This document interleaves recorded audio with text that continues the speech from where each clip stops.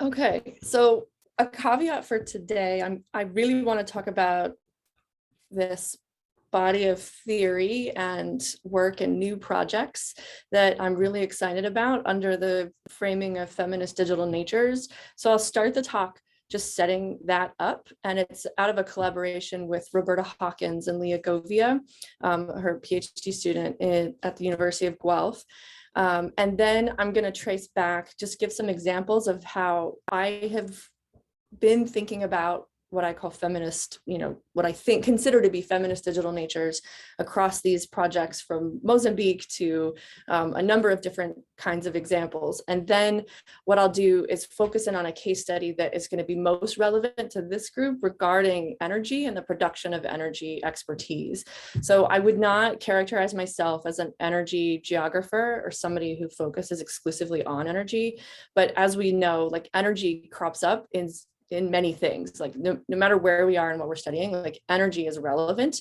And so there are aspects of my work where energy is kind of takes center stage, but it's not the through line. The through line is feminist political ecology, and now more and more this feminist digital natures work. So this is a view with some fancy drone work of my campus at the University of Vermont. And the case that I'll be looking at today is just about this category of expert that I call a campus sustainability professional, and how they're relating to energy data and grappling with it and having to manage it and produce it, and what that experience is like through a gendered analysis and FPE analysis with some feminist digital natures thrown in.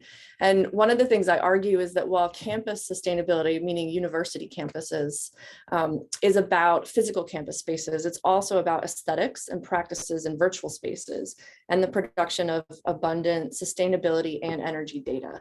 And many people and devices are producing that data sort of as a starting point. So I hope that we can kind of get through some of those examples. Okay, so this is just an outline of where I'm going to go with this, spend some time with FDN, and then get us through the case studies. And again, my approach is more as an ethnographer of institutions and people working within institutions and trying to bridge pretty big ideological and conceptual and practical divides. So to start with, feminist digital natures, Roberta Hawkins and Leah Govia and I have developed this diagram through watercolor because we don't like these crisp diagrams with clear boundaries. We see these literatures and these conversations kind of dripping into each other and extending into each other. And I'm going to break it down piece by piece, but the three realms where we have tended to do research have been in feminist political ecology, which is the green, and then digital natures work, mostly around conservation, which is sort of the orangish brown color. And then much more Roberta Hawkins, but some, we read actively feminist digital geography research. And then these sort of subfields, which are very much within the field of geography, but extend beyond that, draw from much larger debates and conversations from feminist approaches, theory around digital technologies and geographies, and then natures, ecologies, and environment.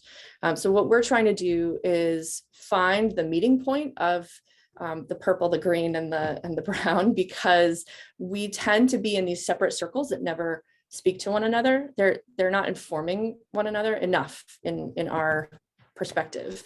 And I also just want to point out that this work, which we're titling Feminist Digital Natures, it's currently under review, and I received the reviews 20 minutes ago, and they're positive, and we have wonderful constructive feedback. So we're excited to get this out really soon.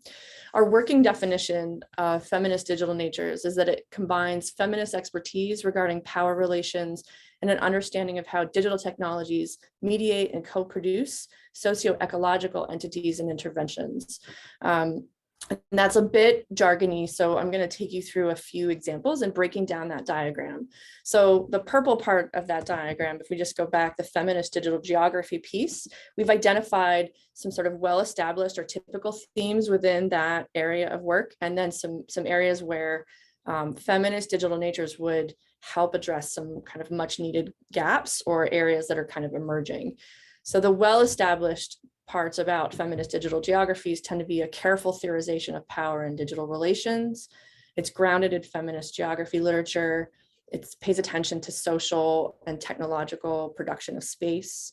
There's an analysis of social difference embodied and affective everyday experiences, but there tends to be less of a focus on various natures or rural areas, right? It tends to be predominantly urban, and there's not a lot of research in and from the global South thus far really influencing this realm of research. So some questions that are inspired by feminist digital geographies that would kind of push into the nature side of things might be, how do environmental monitoring apps replicate the disembodied scopic regimes of other surveillance technologies? Or how are citizens enrolled in digital nature initiatives? Like this one pictured here, iNaturalist, where you're helping you're producing data for scientists to analyze, to kind of spread that labor among a broader kind of civic population. Which citizens by whom and to what end? And how are nature, spaces, animals, species, and people datafied through digital environmental monitoring? And how do digital technologies affect the everyday experiences, emotions, and sensations of ecological relations? So those are just some examples of questions that might come forward if we push feminist digital geographies towards a FDN lens. Looking at digital natures, it tends to have a well-established or typical focus on specific technology applications and their implications in conservation and other contexts. It theorizes natures as co-productive of and co-produced through digital technologies and relations. And there's usually an analysis of capitalist and structural power relations.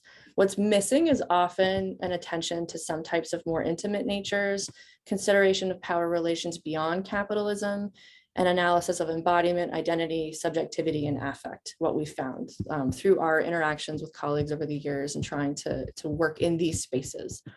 And so some examples are where that would be more FDN, but really build and be inspired from digital natures, might be this app, Think Dirty, which can tell you how toxic your face is based on your daily hygiene routine. So for example, how do digital technologies categorize ingredients as clean or toxic using algorithmic or human interpretation of scientific evidence? Who owns the data users generate and engage with? What possibilities does it offer users? What affective and intimate experiences do technology users have with their own bodies while navigating this technology? And does a feminist approach to digital natures make more sense at some scales than others? Cells, bodies, landscapes, ecosystems, right? So there's, although here we're looking at, hygiene products, this is very much some research that Roberta Hawkins is working on. It's not yet out. This starts to bleed into energy apps, energy monitoring apps in the household and monitor in some contexts where this is available. And then finally, with feminist political ecologies, it's well established in centering critical analyses of gendered and other power relations in environmental management, resource allocation, and environmental knowledge production. It focuses on embodiment, subjectivity, identity, along with activists and other perspectives.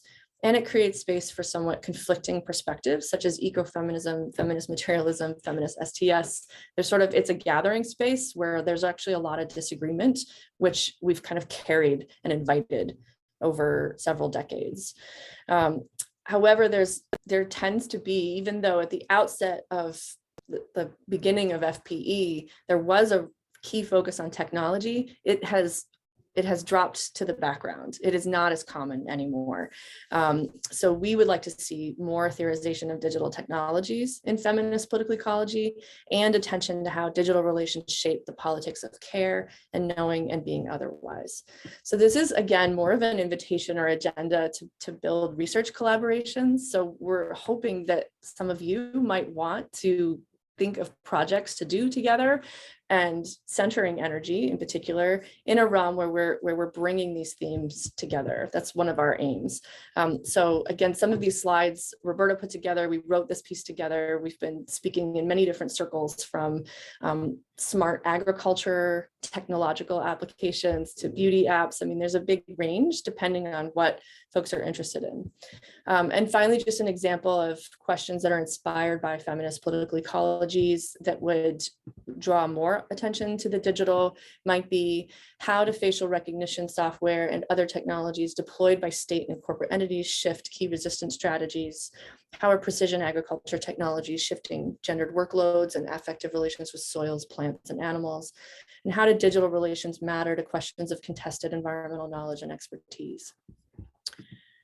Okay, so some possible themes or ways forward through feminist digital natures might be like intimate natures and health, everyday embodied relations, multi-species relations and subjectivities, science, power, ethics, and activism, data production, curation, and design, and hacking oppressive power relations. So these are all things that, depending on the context and the topic that you're looking at in place, like you would find interesting intersections with these, but not necessarily know what's going on until you really pay attention to them. So just some examples now that I've summarized the kind of FDN theory that we're working with. I think I've been doing FDN for a long time, even though this is probably going to come out in 2022. So an example would be, I wrote a piece on interspecies care and aging, and I took up the very famous example of Coco, the gorilla who signs, and Donna Haraway wrote about Coco and primate visions a long time ago. And this was sort of an attempt, this was through conversations with Bram Busher, with whom I did my postdoc, and others around digital natures. And their emphasis was mostly on conservation. And so I carried that strand, but I was really interested in updating primate visions with a Web 2.0 lens. And so I followed Coco's online interactions with Penny through as early as AOL chat rooms, through Coco's first computer there in California, where a lot of this technology is getting developed, and then looking at what kinds of relations of care develop through social media, and how that disciplines them until Coco's death, but also created opportunities to plan a retirement facility and in sort of a very material settler colonial landscape of a retirement home or gorilla reserve in Maui, on the island of Maui, Hawaii. And so there was I included a discussion about how through both digital relations and testing out different kinds of plants, how to make Maui like Africa in this very weird attempt that the Gorilla Foundation was trying to construct. And it was also structured, the plans were all around building these communication pagodas and the energy infrastructure that it would be required to produce this dream.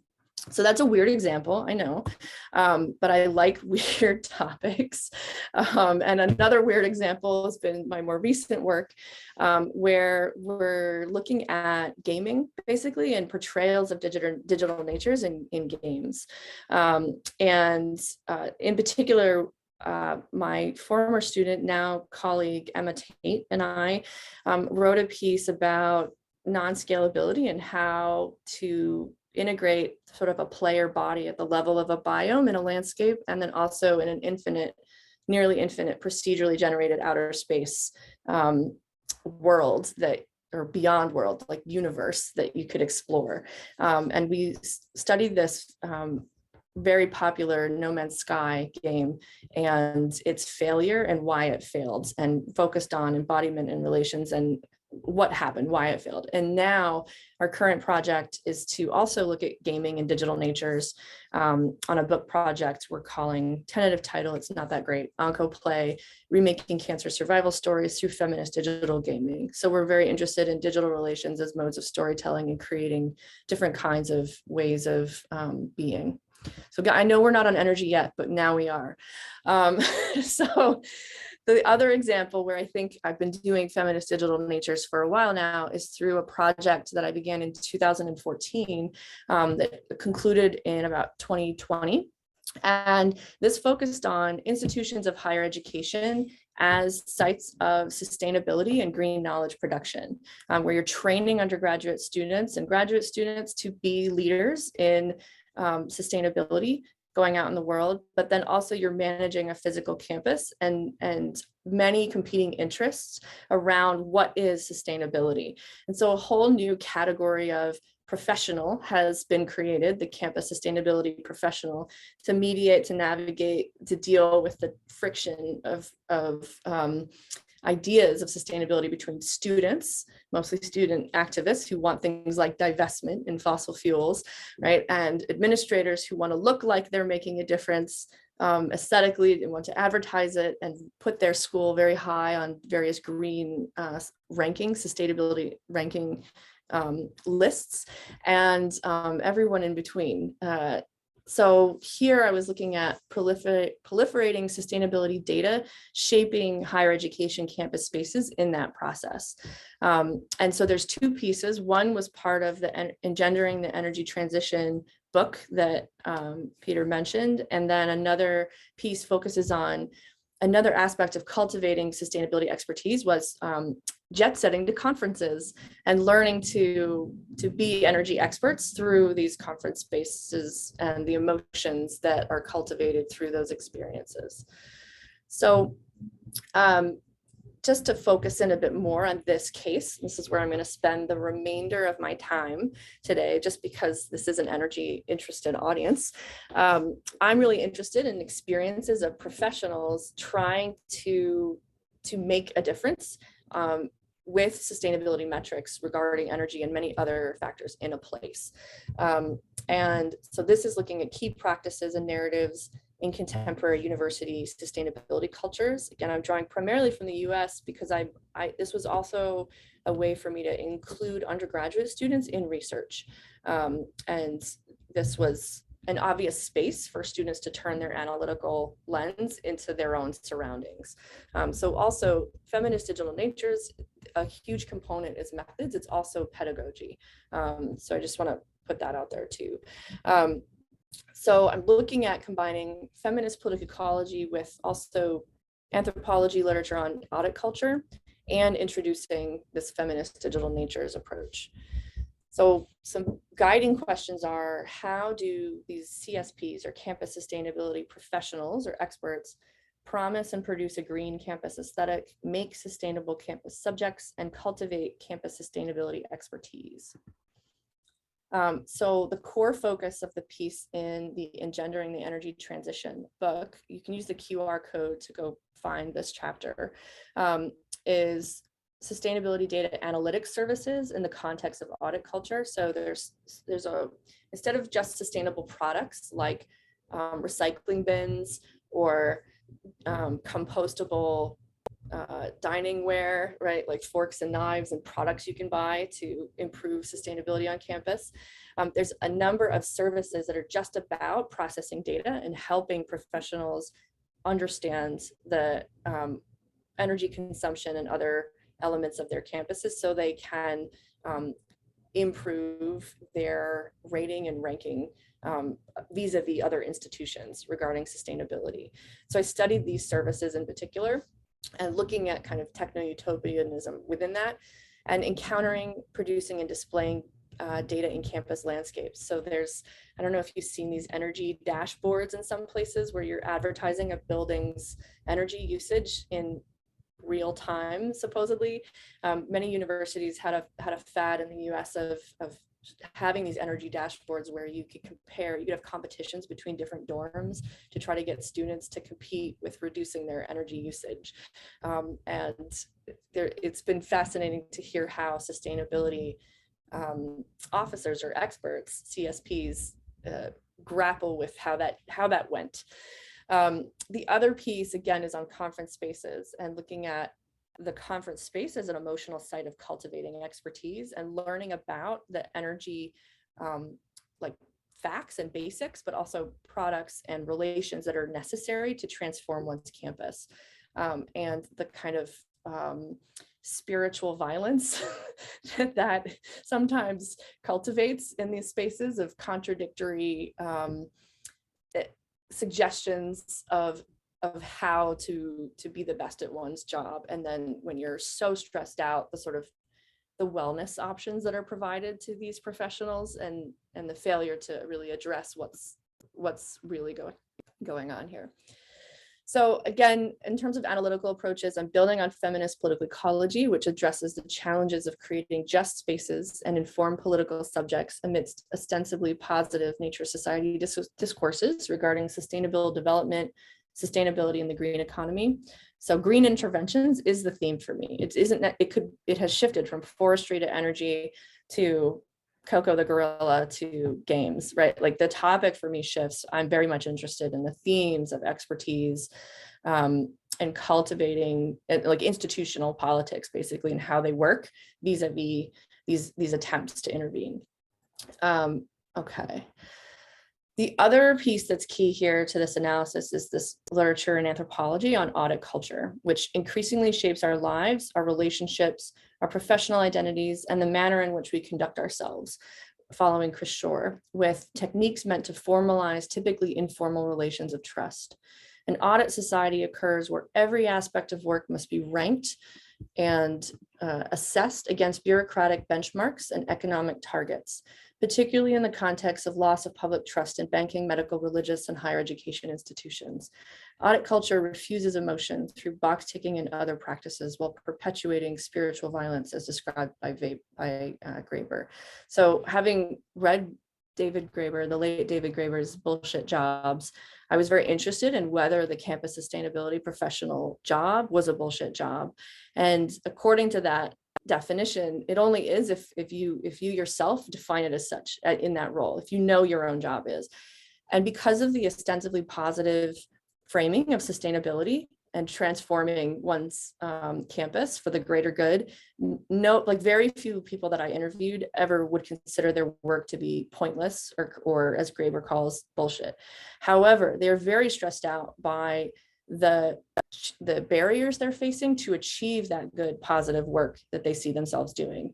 And so Graeber refers to that as like bullshitization. And we see it in academia all the time, like all the paperwork and the format, like just all the things you have to do that get in the way of like the teaching and the research and the actual like doing of one's good work, right? This is happening in many places, higher ed, I would say, especially. And so campus sustainability professionals are feeling this as well, but they don't think their work is pointless.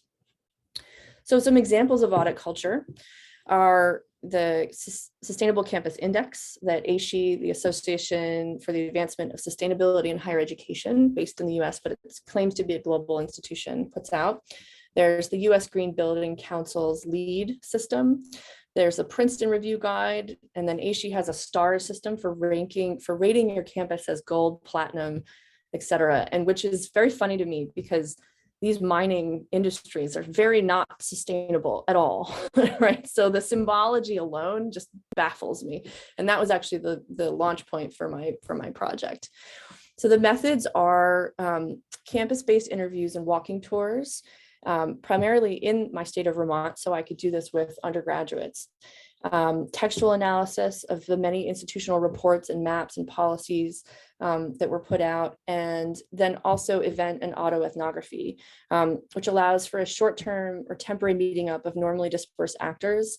And I'm observing diverse talks, exhibitions, displays, meetings, and networking events to understand the cultivation of this professional expertise in energy and campus sustainability. I was also a co-presenter. So I'm on a campus, I'm a faculty member, and I'm on committees to make my campus more sustainable. So I have a stake in this, even as I'm like critically analyzing it. And so through these conferences, I've been invited to be a presenter and to work on cultivating this expertise in interesting ways. The digitalness, feminist digital natures also calls us to engage digital research methods, right? So that's another piece here that I'm definitely building greater strength in my future projects. But for this one, it very much, there's a combination here of analyzing digital material. And definitely I'm aware that there's with COVID and the shift to online conferencing, right? what I'm observing as the cultivation of emotion in conference spaces is shifting radically with Zoom and all of these shifts to digital platforms. So to some extent, like this is a pretty huge moment in the shift of what we're finding here. Really quickly, the majority of these professionals in the context of the US are identified as women and as white.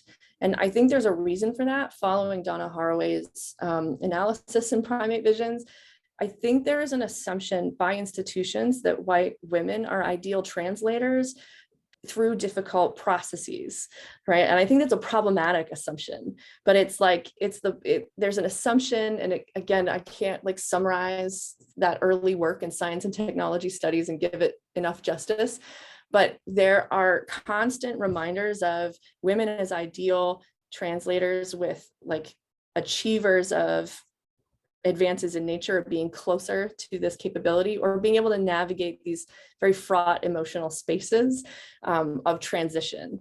And so with that becomes very exclusionary, right? And many of the presentations I've worked in at these conference spaces is in challenging the whiteness of sustainability in this context at these conferences and on campuses, right? So there's something very centrally about race and gender happening in this professional space as well. When surveyed, this is ASHI's survey now, these professionals didn't find that sort of disbelief in the need for sustainability or disbelief in climate change was their primary structural barrier. Or challenge in their work. It was mostly more structural, lack of time, lack of financial resources, or the institution has other priorities. And the biggest ones are time management and having to grapple with all the data they have to produce to show that their campus is advancing.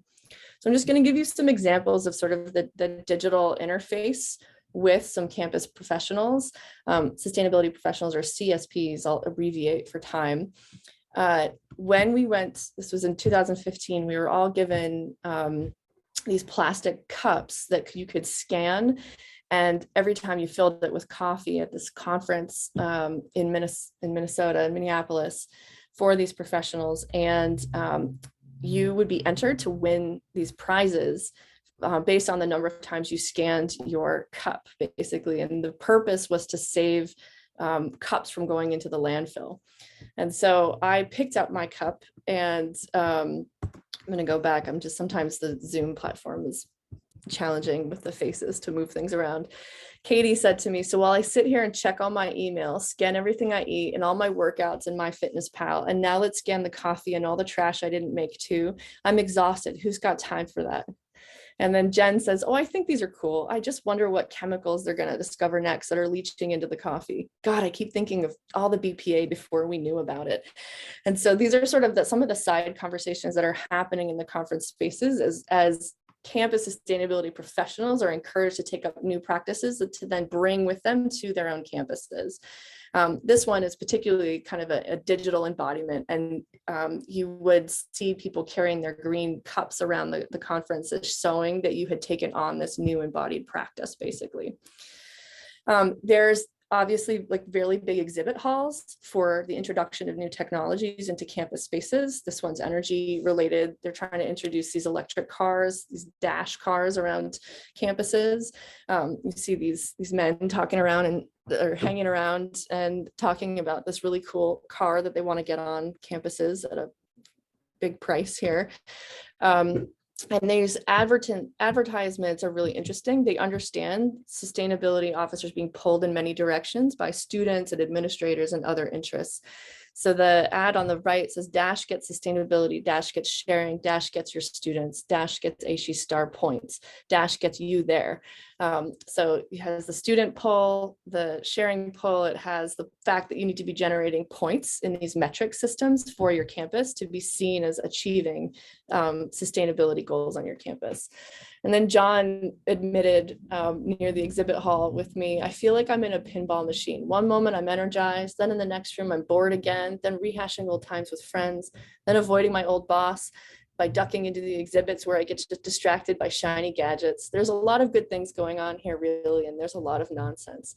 So this conference in this emotion piece that I'm put together is all about how the conference sort of cultivates this sense of hope and belonging and practices of which energy is a part, and then how that feels as an energy expert going through that push and pull emotionally in these spaces.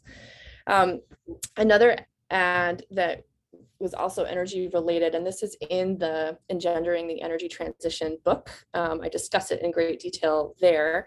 And this is another ad by Amerlux for the smart site LSN, Control, Operate, Manage Wirelessly Efficient Lighting Without Limits, where they're trying to get campus sustainability professionals to take on these beautiful light lamps across campus. And it's both meeting your energy goals, and it belongs in a campus space, and it's lighting, and it's providing safety for these white women to walk home at night with their backpacks. So it uses sort of stereotypical imagery of what a campus is and who it's for, and also generating this notion that this advanced technology of this efficient lighting technology is also promoting safety for women, basically. So there's sort of many messages piled into an advert like this. And so one of my arguments in the chapter on engendering the energy transition is when you kind of reinforce these kinds of images about a campus space and who belongs, these energy companies are also part of producing this exclusive white-centered landscape, basically in college. And so then we can start to unpack, okay, how do we disentangle these very important energy goals from these tropes that are really highly problematic? Because actually the majority of sexual violence on campus spaces is known to take place by folks you know, not by a stranger hiding in the bushes at night. It happens, but it's very rare. So there's repetitions of these errors of understanding of space and place and belonging. I'm also asking, who comes to be seen as a sustainability expert, and what kinds of knowledges count in greening a place, and what kinds of laboring come to be seen as essential or extraneous in sustainability endeavors. And technology is taking on more of that role. On the one hand, that can be nice because most of the professionals I spoke to, they're pre-full automation of digital data gathering. There aren't enough monitors and sensors in the buildings and spaces that they need to get the data they need to prove that they're improving their campus spaces yet. So in the meantime, they're having to do it themselves by going to facilities and operations, and email is piling up. The labor of transitioning is really hard. And so as more tech is automating, I'm gonna have to go. Let me just see. Sorry, I have my little one at home, so I might have to go check on her for a second. As that transition's happening, it could be that some of the automation of that data gathering technology will relieve the pressure on these sustainability professionals. But I was definitely speaking with them at a point of transition where that wasn't all in place. And I have my doubts about what that will achieve in the future. But it was a very stressful moment to be between those technologies. Okay, go back. So I have a couple other items and I'm happy to talk about them. Sorry for the disruption, but I think we're about to have a guest come in here. And I had some observations of an energy for non-engineers session at one of these conferences and how these professionals were taking on that knowledge. And they're very excited to have more knowledge in bringing energy transition to these spaces. This is what I needed just to really break it down so I have a starting place and don't sound like such an idiot in my meetings with my operations team. I really don't want to relive some of my more embarrassing moments. And this was a case where there were predominantly women in the audience in this engineering how-to session, and it was two men doing the teaching of the basics of energy. And another woman, Sue, had basically expressed, all right, give me a minute, had basically, I'm coming, Ziggs, give me a minute, that they had expressed that the more complex relationships and conflicts on campuses were not being addressed in a presentation like this. So I'm going to leave you here to read these quotes about energy analytics services. And I'm going to conclude my thing in 1 minute, and I'm going to just go check on my kiddo. No worries. Thanks, Ingrid.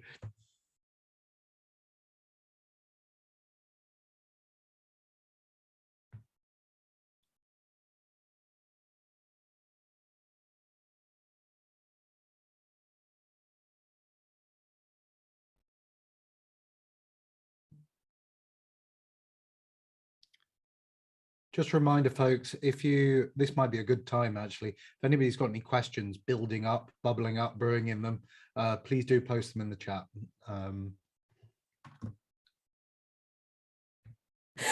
Okay, I'm back. All good.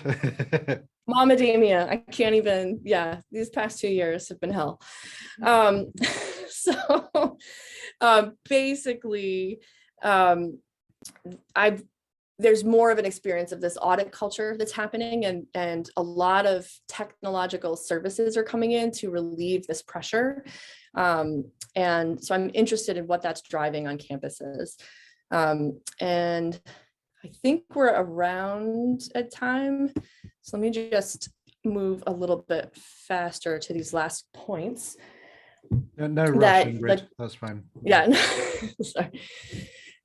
These conference spaces made these professionals acutely and emotionally aware of their failures, while pushing them to triumph over failure narratives of hope and solutions. So I don't know if you've been to some of these big professional conferences, but the welcome keynote is like, it's got like up music, and it's like big fancy lighting, and it's very like pump you up, get you excited to network with your professional colleagues. And then all these inspirational stories and awards of campuses that are doing it right, and you can find community here. And then you go through these exhibits and are sold products and services like analytic services to make your life easier and to do this work. And you're also stressing out about all the challenges back on your campus and trying to meet those goals. And it becomes this sort of supportive, but also hyper competitive space, where you're trying to find your place and find like how you fit as an expert. To grapple with the emotions provoked by the conferences and ongoing work demands in their campus offices, these professionals are now more than ever being offered like well-being and work sessions to mitigate their anxiety around not being able to accomplish these energy transitions in their spaces. And I found that such sessions redirect these professionals away from critical questions of power and towards self-governing, technocratic, and technophilic solutions, which is typical of kind of broader neoliberal labor contexts and higher education institutions and beyond. So through my collaborations, it's not an entirely kind of oppressive space of sustainability speak. There are these pockets of resistance and really radical work happening among students and folks who are trying to do things differently. So there are folks where we've done some interesting interventions and presentations in these spaces that follow kind of a different pathway or model. So rather than follow a wellness approach, some professionals asserted a mix of practices centering justice, service, emotion, and cultivating relationships. While marginal at these bigger events, these professionals insisted upon doing sustainability otherwise. So one of my co-presenters, Beth, said, how can we pause and make sure we aren't jumping to solutions? Are we even listening as we strategize and plan our way through our projects? Those at the margins have to be able to say, no, not on your terms, on our terms. And then Dipti remarked, I recently listened to the On Being podcast with Parker Palmer and Courtney Martin. And what resonated with me was their critique of the modern violence of overwork and of craving efficiency when emotions are inefficient, but so important for relationships. I feel a lot of efficiency pressure in my sustainability work. On efficiency, I'm a failure, so be it. So just to bring it all to a close, I find event ethnography and autoethnography through FPE and FDN, which is building now for me, and this understanding of audit culture and how it works and how it's proliferating in so many of life spaces to be really useful for understanding and taking emotion seriously and making sense of how experts are becoming experts, to rethink sites that are understood as obvious, like places to produce knowledge, such as conference spaces or university campuses. And then how professional norms and behaviors and green knowledge kind of proliferates through these practices and discourses. Sometimes energy is definitely part of these kinds of inquiries. It's not always the focus, as I mentioned, but it is quite central in the campus context. So again, this is more of a case of, I guess I would say, like studying the creation of these so-called leaders, and the role of digital relations, of data, and metrics, the proliferation of metrics in that, and kind of the refusal of emotion and certain kinds of relating in that process. And so I have some special thanks to family and friends and collaborators, and I'm happy to discuss further. There's a lot packed in there, but I wanted to make sure we had the FDN, the case with sustainability, and a bit of a sense of, some of my other projects, so you understand how much I float. Okay. Thank you. Thank you. That was great. And I think floating is a special academic skill as well. I can see a few kind of rounds of applauses coming in here. And we've got a few questions in the chat as well. Please do keep adding your questions in the chat. Going to start with a very simple one here from Rachel. Ingrid, would you be happy to share your slides? Yes, absolutely. Lovely. Okay. Well, in which case, I can facilitate that for you. So, Rachel, if you send me your email address, I'll pop my email address in the chat now. I can make sure that comes to you. I will just add the caveat that the FDN diagram and some of the information on those slides are sort of co-generated with Roberta, Hawkins, and Leah, and our piece is not out yet. We just got the revisions. I'm excited, or the reviews. We're excited to get it out, so it's not quite out yet, but I'm happy to share. Lovely, thank you. Okay, great. Well, another couple of questions here. So we've got one from Pascal. Pascal, do you want to read it out, or are you happy for me to? You can read it out. Lovely. Okay. So I can Pascal, add stuff if needed, but you can read it out.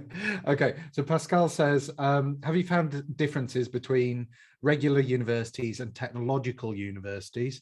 Pascal is currently on a project that's looking at technological conferences and has been looking at Foucauldian relations of power in smart mobility in Finland for her doctoral dissertation.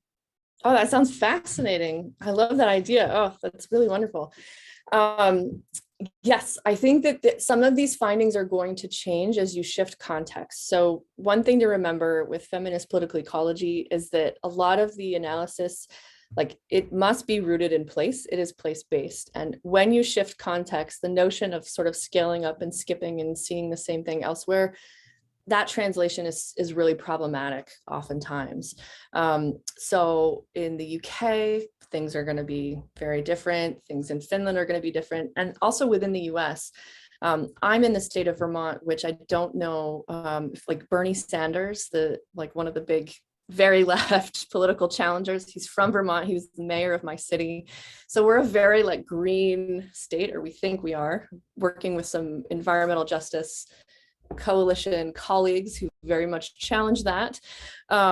But so it does matter if it's a major university, if it's a community-based college, a technical school. We also have historically Black colleges and universities, or HBCUs, that there's a few that are very well funded and supported, and others that are very much underfunded, and community colleges. What's interesting about ASHE is that at these conferences, officers from all of these places do show up. There are total hierarchies, though, in who can afford to come to the conference and take advantage of that space and be seen and heard in those spaces. So there's some real access challenges in these spaces, but they do assert a presence. And one of the strongest voices I've met in these conferences is actually a community college, local college voice that's been pretty profound in shifting kind of the scale of approach, the the way you can approach sustainability and energy on these different campus spaces. So it absolutely makes a difference. I wouldn't be surprised if you found some very significant differences with technological universities. Lovely. Hopefully that answers your question there, Pascal. We've got a question from Camilla Bellman. Says, as a European, I'm not really used to campus culture. So I'm wondering, who are these CSP?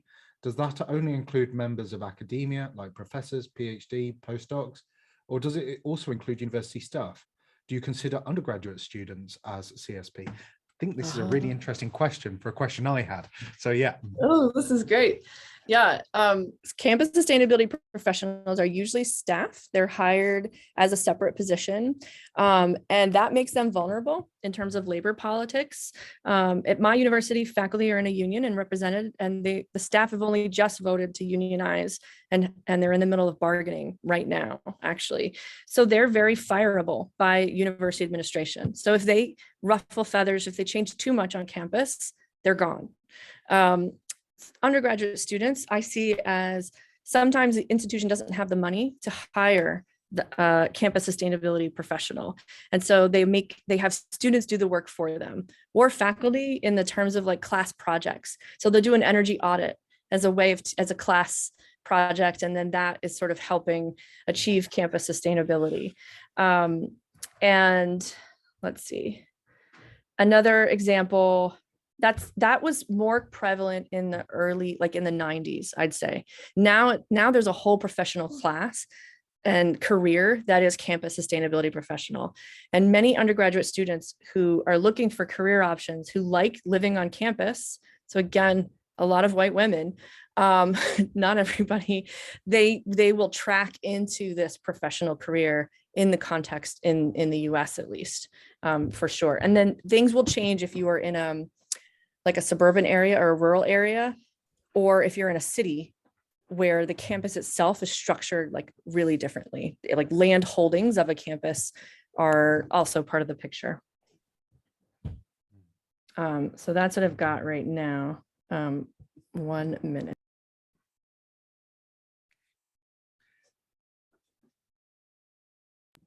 Okay, I'm back.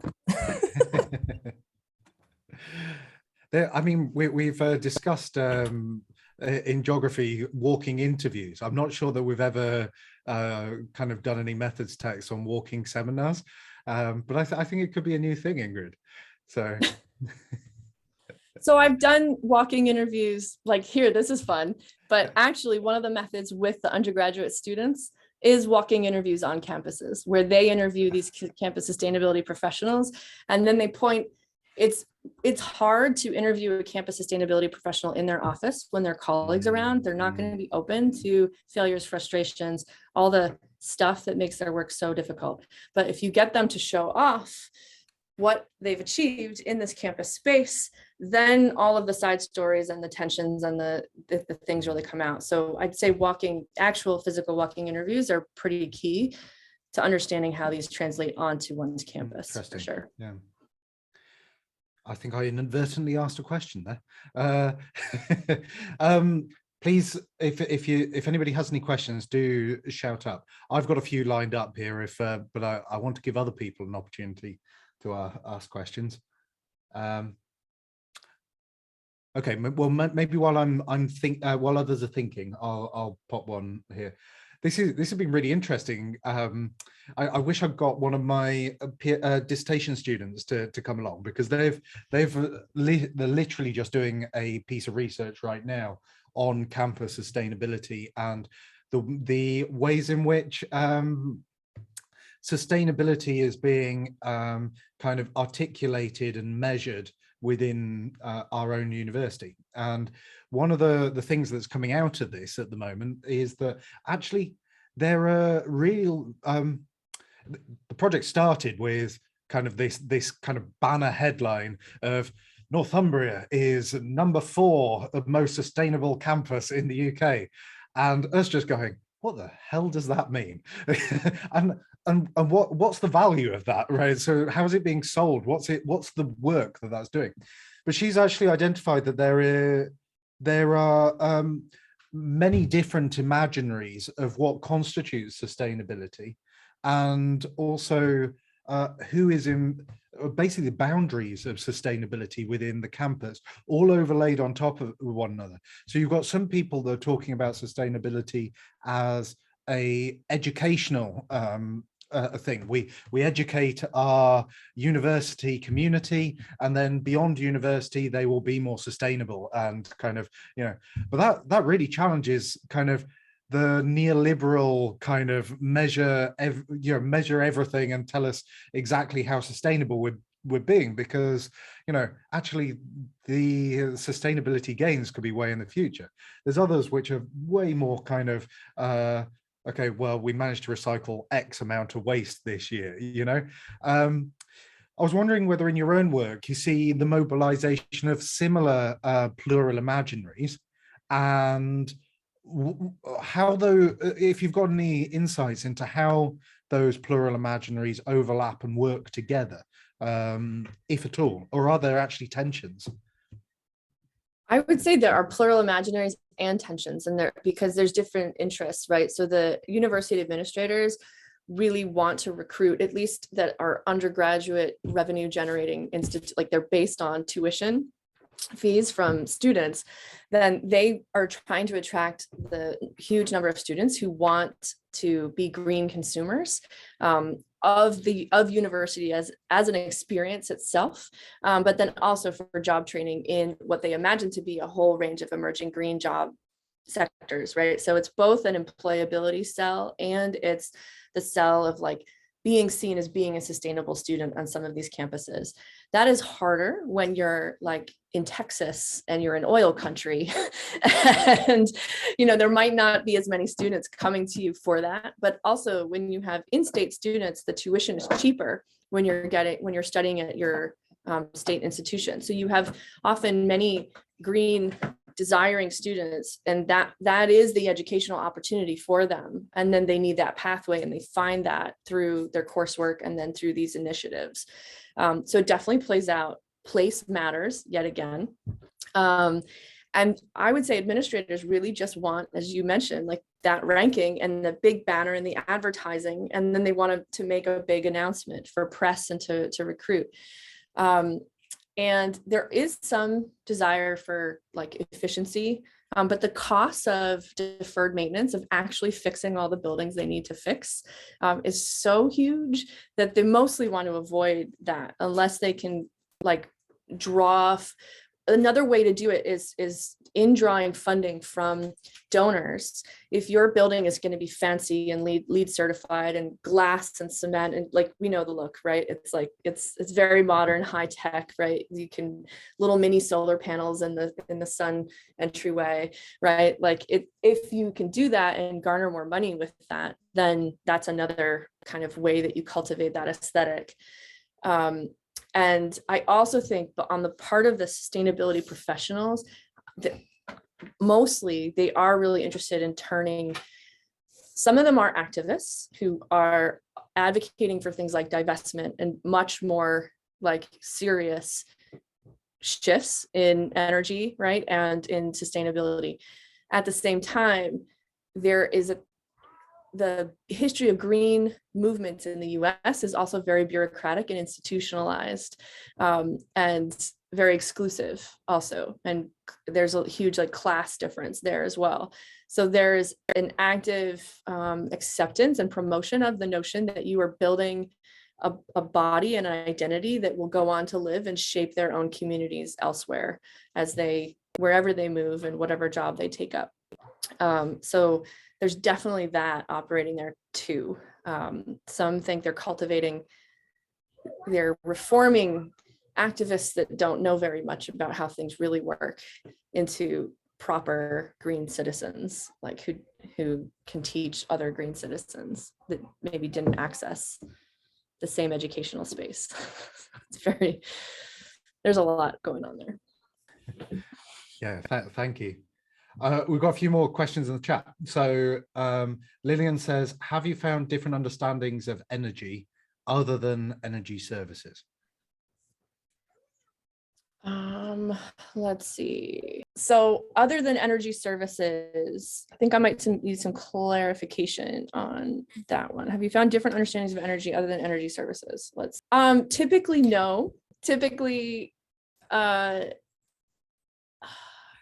say energy really comes out in two modes, either as a broader politics of divestment in fossil fuels and movement away from a reliance on fossil fuels, and then a more technical focus on integrating technology to monitor, passive monitoring, to get automating of energy efficiency knowledge kind of streamlined.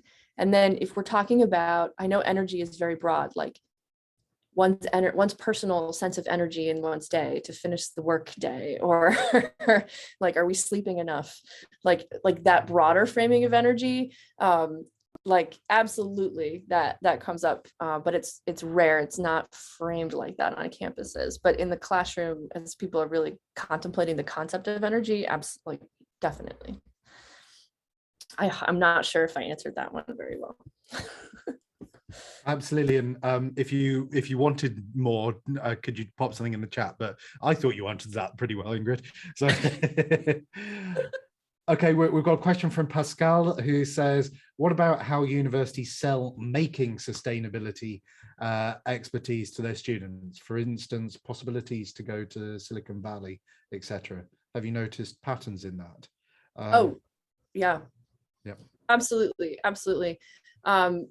I'd say, again, this is sort of through, I lived in the sustainability dorm, like conducting some ethnography on my institution for 3 years.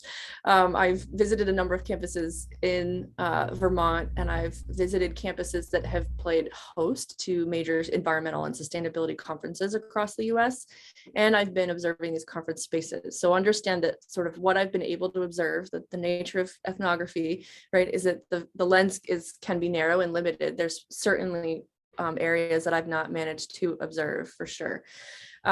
But definitely the jobs side of things is a key push, because the purpose of a very expensive higher education in the United States is under constant questioning and attack right now, because I mean it is absurd. The amount of student loan debt that undergraduates have taken on is really not sustainable.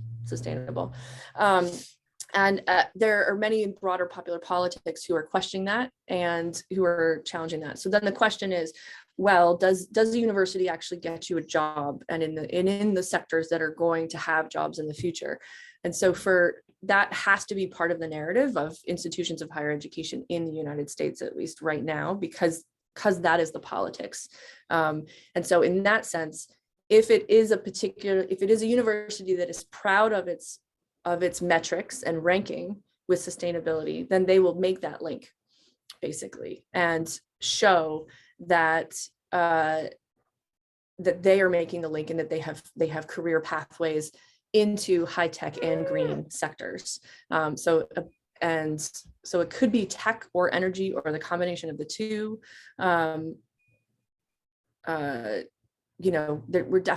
There's an active publicity arm that features students who have gotten wonderful jobs in these cutting edge sectors. That is part of the aesthetic and advertising of these institutions, because that's what they're selling, I would say. Absolutely, there's been an uptick in that. It's not necessarily always about sustainability, but as climate change, as these major themes are more and more, like, you can't avoid them, then it's become definitely more common. Thanks, Ingrid. We've got a question from Camilla again. Do you have future projects using the FDN framework related to energy in the global south by any chance? In terms of energy in the global south, I don't personally, but I am, again, looking to start some conversations, right, about where there could be some future projects, especially like thinking through these kinds of scales. And for me, particularly because at least some of the feminist digital geographies work, it's there, but it's rare to find an enduring focus on the digital relations in the global South. Again, energy, there's a lot going on energy, right? As we could see from all the presentations in this series, right? Like there's some really good work out there. The digitalness of that, I think, is very much there. The proliferation of WhatsApp as a social organizing mechanism, like to just orient one's day, whether it's in agriculture, whether it's in energy solutions and projects, it's there. But I do think the literature is behind in understanding that. And I know that Madeline Fairbairn and Jenny Goldstein, Hilary Faxon, these are some scholars who are doing some really excellent work saying that there are these enduring assumptions that digital relations are not happening as much in the global South, which is absolutely untrue.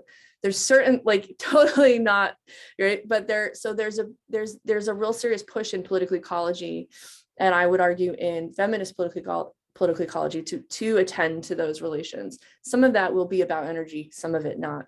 My next project that's looking at global South it's more in animal geographies. It's less energy related. I don't know if you've heard of the hero rats that sniff landmines and sniff tuberculosis and things, right, in Mozambique and Cambodia.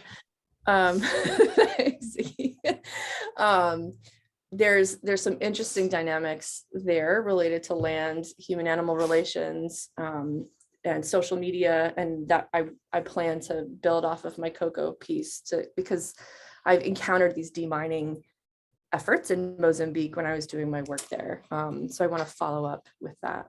So that's my specific project at the moment. My work in Mozambique is kind of on hold because I don't know how many of you know, but there's like a pretty serious war in opposition areas where I work.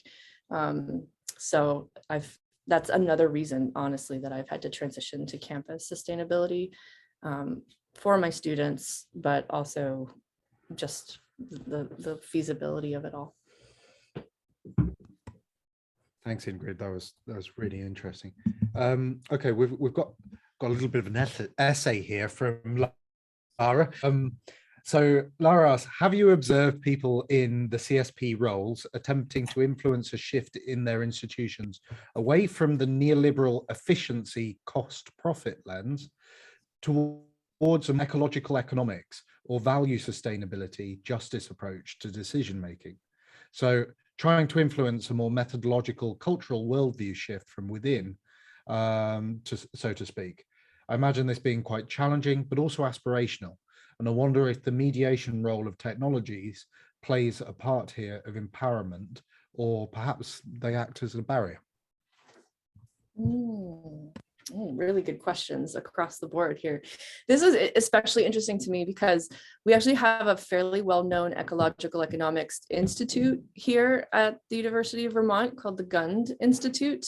And so I think the kind of main founder of that has now since moved to Australia, but there's a lot of active work around that right now. So I found there's a huge ecological economics among the faculty, presence on campus, to my kind of chagrin as a feminist political ecologist. These spaces don't always play so nicely together. There's a lot of disagreement between, I'd say, some of these fields. So I am a very outsider voice vis-a-vis the ecological economics presence on my campus. Within the sustainability office, there are attempts to connect with faculty and to shift the narrative towards these goals away from a neoliberal approach and to really shift towards justice. And I think that sometimes those relations are built and progress, we do see some shifts there. But I've also seen on a number of campuses that when sustainability officers start doing that, they tend to get fired. I tend to see, because their leadership changes every 3 to 5 years. right? So within new leadership, you get a new strategic plan for an institution, and then you get new priorities, and then new metrics, or like which metrics count, shift with every president, right? Every provost who comes in. And so with those shifts, there's this juggling, and there's an assessment period of, does this sustainability office play ball with my new plan and how I do things, and do they not? And if they don't, then you start to see announcing our new director of sustainability, right? There's a shuffle that happens, which is really, sad. So that's like a constant tension that you have to look out for, because it is a force. The other thing I would say, though, on the justice front is that there is a lot of work now, especially with just the Black Lives Matter emphasis and push in the wake of so many police killings in the United States, right? And activism on campus, that those two spaces of activism of divestment in fossil fuels and energy and sustainability and racial justice, they are coming together more. And now universities are like, oh, oops, we're being called to account, and they're hiring as much as possible along diversity, equity, and inclusion initiatives. I follow the work of Sarah Ahmed very closely. She's a powerhouse in studying ethnographies of institutions, right? And how exclusion and box ticking works, right? Like the notion of non-performativity. So I really recommend Sarah Ahmed's work. It very much applies in the sustainability side of things too, mostly, I would say.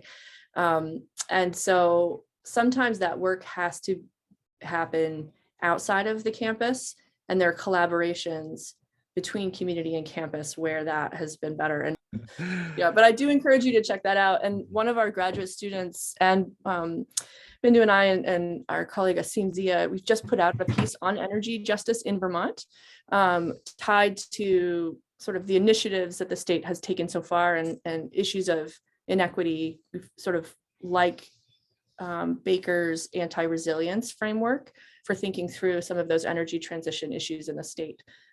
So I have that article available for anybody who wants it. That is definitely energy. If you need more energy from me.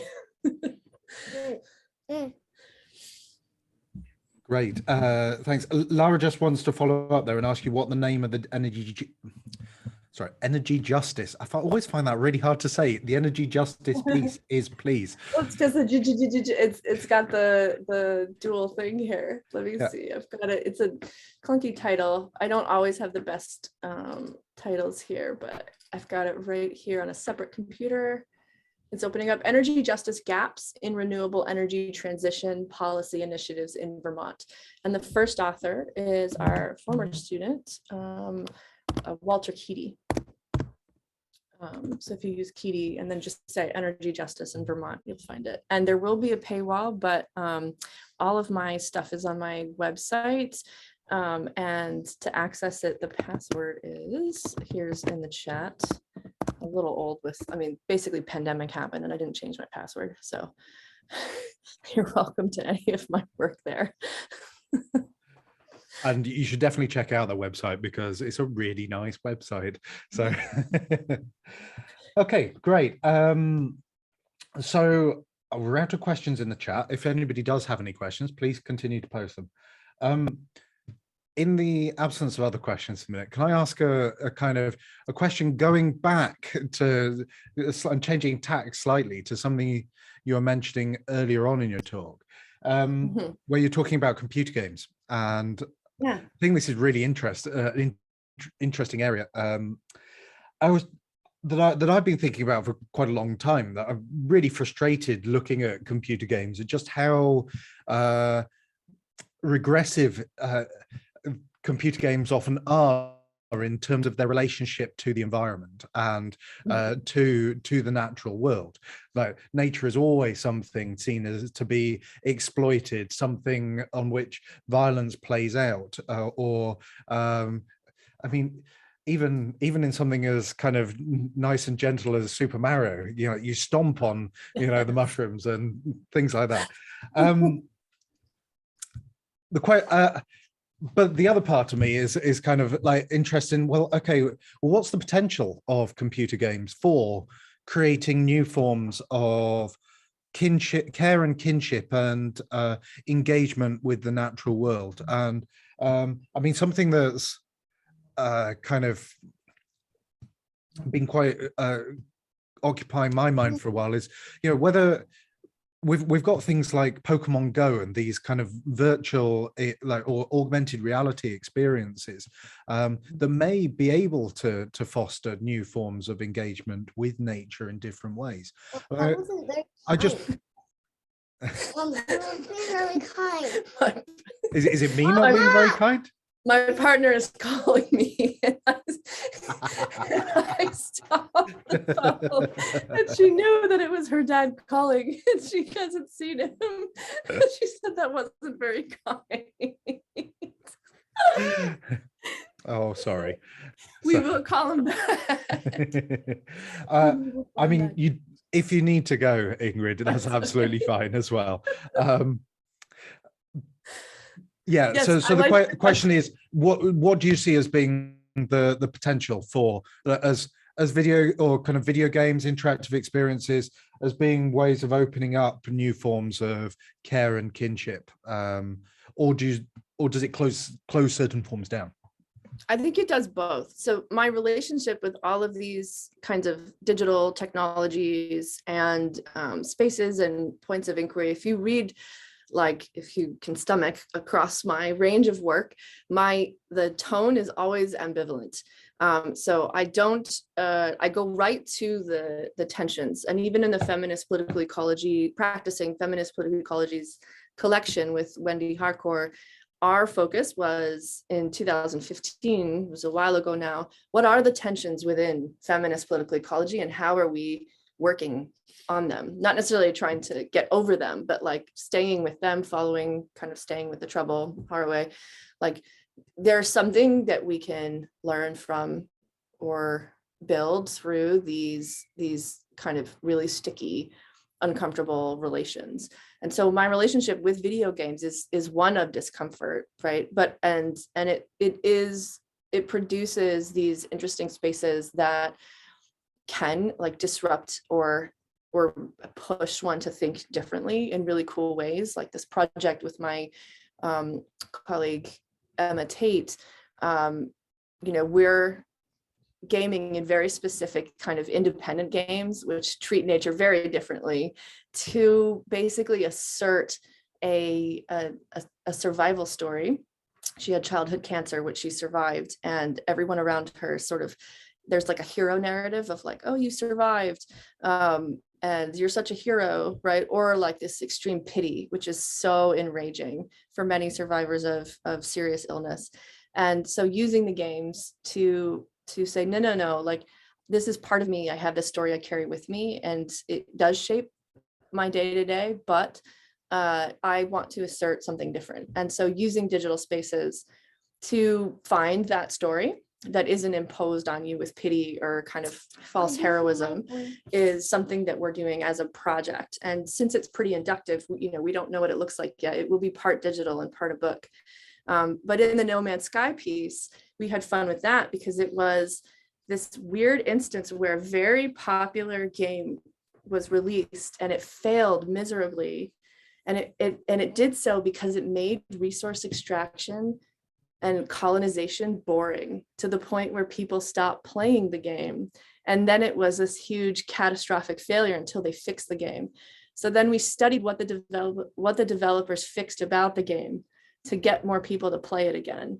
And that tells us a lot about kind of players and what they're desiring and what developers do and don't do when they're faced with that. And we thought, wow, that's pretty cool. Like, because so much of media romanticizes resource extraction and exploitation and colonization, right? But the work of doing it, the labor of this work is very dirty work and dangerous work, and throughout history, right? Enslavement, forced labor, like the labor aspects of this work are really grueling. It's awful to do some of this work, but it's always romanticized in many broader media contexts, right? So this game had managed to turn gamers into laborers of a sort, discovering natural resources, and they didn't like it and they stopped playing. And so we wanted to understand that process. And so we were thinking with Anna Singh a little bit on that one.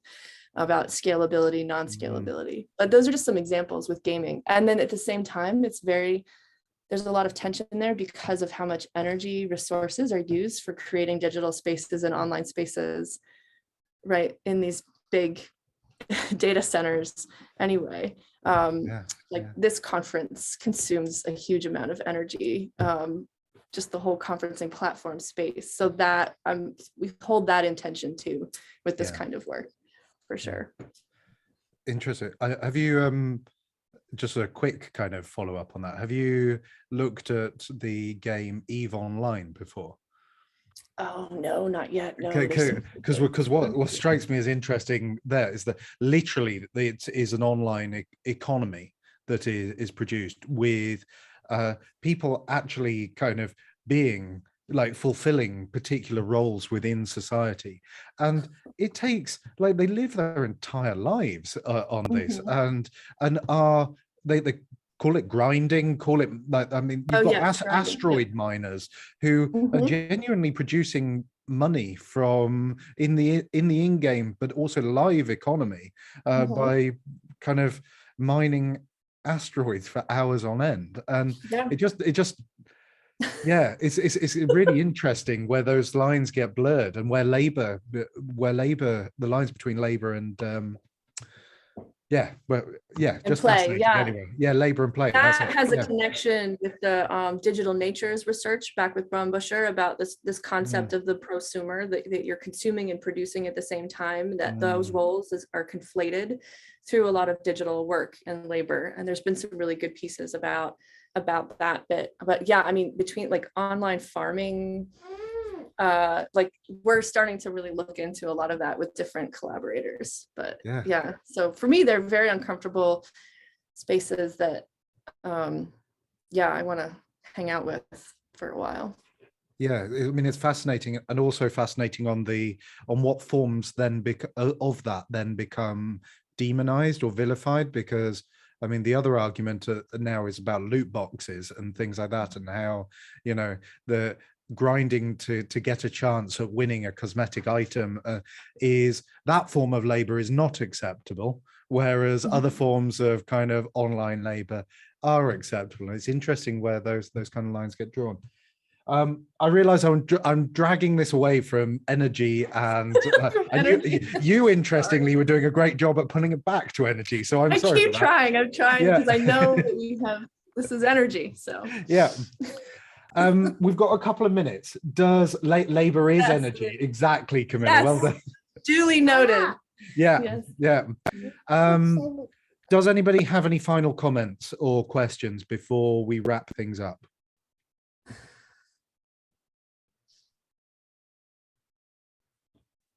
Okay. Well, just as a heads up, we're probably going to have to cut out some of the questions for privacy concerns now. But thank you very much, Ingrid, for a fantastic talk. Really, really interesting and really great to have a chat. So Lara is saying thanks. We've got some hand claps. Yeah. Just as a heads up to everybody else on the call before you head off as well, Shannon Elizabeth Bell's talk is going to be rescheduled, I'm afraid, due to strike action in the UK next week. You will all receive kind of notification of that if you are already signed up to that talk. Now, we will also be sending out further information on our mailing list and on Twitter, so please keep an eye out for that. Otherwise, thank you. Work is so good. Otherwise, thank you everyone so much for attending. Ingrid, thank you so much for a fascinating talk, and we look forward to following your work closely. Thanks for having me despite all of this. No, it's been fantastic, and I think also it's really important that we recognize the challenges of working from home. It is what it is. How rubbish everything is right now. So yeah. Okay. Thanks everyone.